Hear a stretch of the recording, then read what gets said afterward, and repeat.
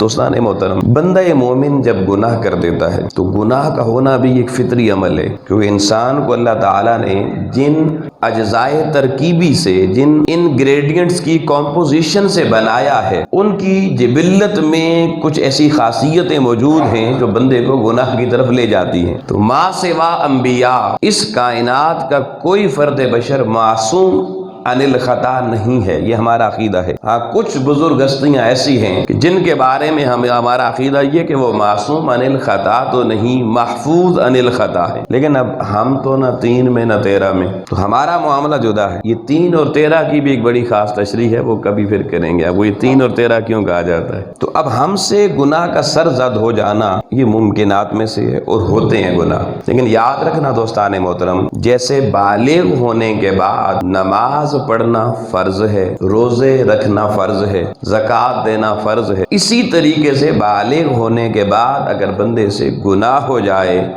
تو اس گناہ سے توبہ کرنا اور رجوع اللہ کرنا یہ بھی بندے پر فرض ہے۔ توبہ بھی فرائض میں شامل ہے، ہر روز گناہ ہوگا، ہر روز توبہ فرض ہوگی، اور توبہ میں تاخیر کی بھی اجازت نہیں ہے کہ جتنا جلدی ہو سکے گناہ کے بعد بندہ اللہ کی بارگاہ میں توبہ کر لے، اتنا زیادہ اس کو توبہ فائدہ پہنچاتی ہے۔ یہ نہیں کہ بندہ سوچے چلو جی بوڑھا ہو کے پھر توبہ کروں گا۔ گناہ کے فوراً بعد توبہ فرض ہو جاتی ہے،